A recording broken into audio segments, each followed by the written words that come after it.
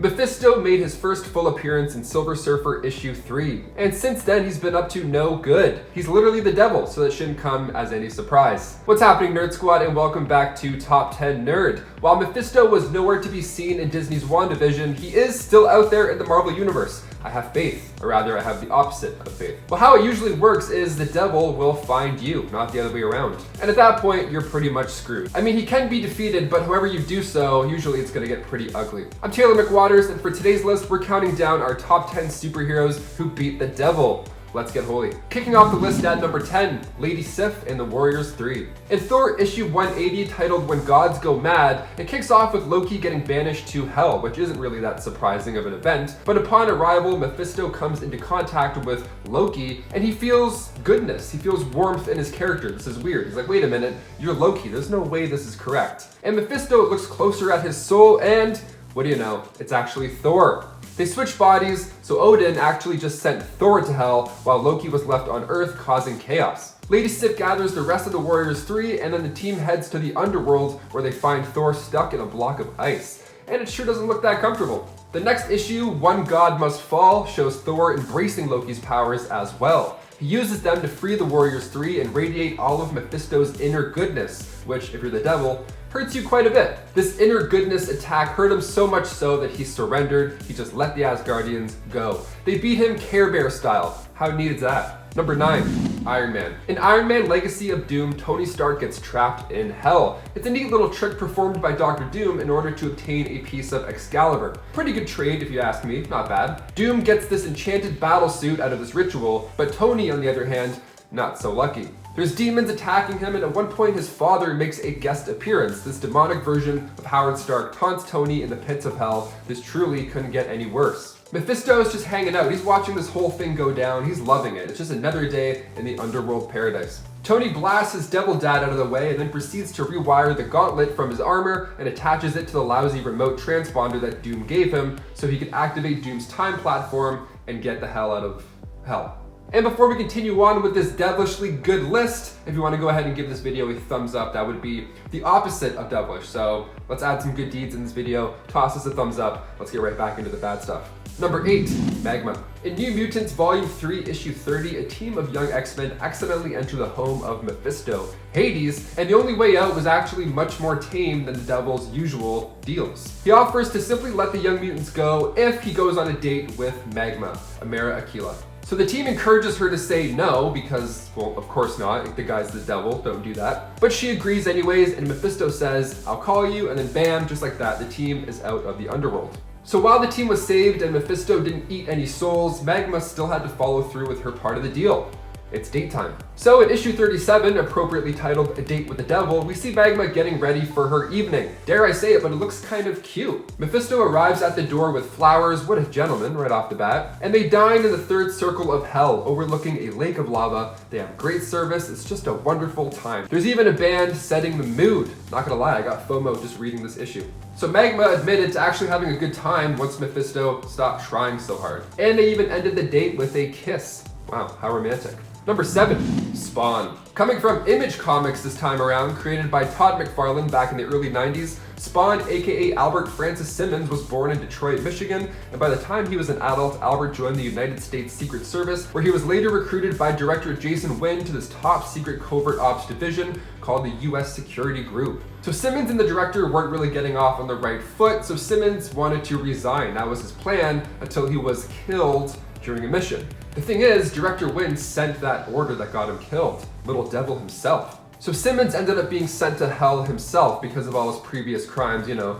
taking people out like a cool agent and all that. So in order to get out of Hades, he made a deal with the devil to become a hellspawn. So now he can alter his density at will, control nature, he can teleport, and sense misery in others. It's one thing to escape hell, but to escape hell and also become a badass anti-hero at the same time? Not bad, Spawn, not bad. Number 6, Johnny Blaze and Wong. Doctor Strange Damnation is a 4-parter about the most intense game of blackjack you'll ever see. Mephisto vs. Doctor Strange. It's got Casino Royale vibes all over it. So following the destruction of Las Vegas after Hydra's short-lived empire, Doctor Strange tried putting the city back to normal using his magic. Good guy Strange.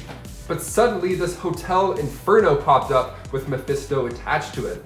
What a Lovely surprise. So what happened was when the city initially went down, Mephisto claimed it in hell. So in order to save the city, a game of brimstone blackjack was in order.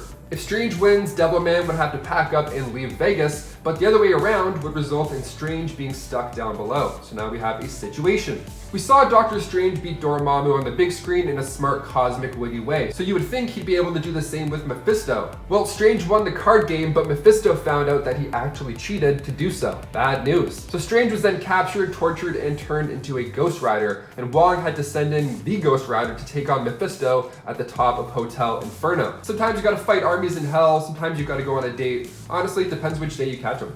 Number 5, Silver Surfer. When Mephisto first came into Marvel Comics, many thought it was during the events of Ghost Rider as a villain in that story. But he actually tried taking Norrin Radd's soul before in Silver Surfer issue 3. The power and the prize begins with the Silver Surfer being tracked down by Mephisto because he's drawn to his power and nobility. He's the perfect vessel to claim. And he's also shiny. He literally looks like a trophy, so it's a twofer. So Mephisto captures the love of Silver Surfer to use as bait, but Silver Surfer is one of the few Marvel heroes that can actually beat down Mephisto. He uses his unbreakable will to exhaust the devil, and then bam, Purity wins this round.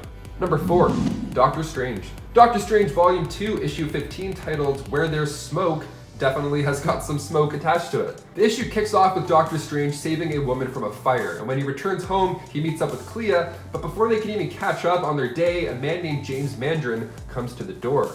Interesting. He has a knife in his hand and he claims to know what and who Doctor Strange really is. He wants to be Strange's disciple so bad that he uses the knife and injures himself on the spot, so Strange is then forced to use his powers and heal him. And then out pops the devil to make things a bit more exciting.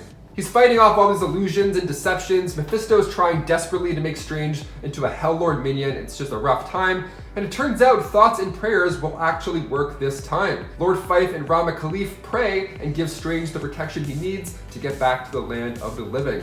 Number 3, Susan Storm. In Mephisto vs. the Fantastic Four issue 1, titled Give the Devil His Due, we find the FF team as they've all ended up in the underworld. After Franklin hits Mephisto with a mental blast, he's pretty upset this time around. He's a little bit more devil-like, I guess. So he's got little Franklin standing there in Hades, in his pajamas, which by itself is just a funny comic panel. Just seeing a boy in pajamas in Hades is amazing by itself. But Susan Storm is not having a good time. Her kids are in hell, it's not looking good. So she gets in on the action and actually puts up a great fight, once again getting Reed out of another bad situation. Classic Sue. Mephisto then makes a deal with Sue that if she stays, everybody else can go. And then poof, they all end up back at their house, just shook by what just happened, and Mephisto gets to enjoy the company of one Sue Storm. Kind of a win for the family, kind of a loss for Storm. I don't know, someone's got to go down in these fights. Someone's got to do it. Number 2, Nighthawk. Back from the dead and ready to fly. Nighthawk issue 1, we find Kyle Richmond in a coma in the hospital. Ooh, not good. Things are getting grim until an angel appears out of nowhere and revives him. And on top of that, vision from this angel that allows him to see crimes before they're even committed. That's a pretty neat iOS upgrade for the eyes, okay? Only thing is, that angel was actually the devil, which you could have guessed. And this gift was anything but that of a gift. Now Nighthawk was attacking criminals before they even got the chance to think about these crimes, making him a criminal himself. So naturally, Daredevil has to get involved, they go at it a bit, and then Nighthawk ended up taking out Daredevil, and then the two of them ended up in Hades. So now it's an escape room in hell, essentially. Hawk later brings Daredevil back to life with hell flames, and then in a last attempt to trick them into staying down there with him, Mephisto makes it look like they're actually in heaven, but luckily Daredevil saw through all of these lies, and they both returned back to Earth shortly after.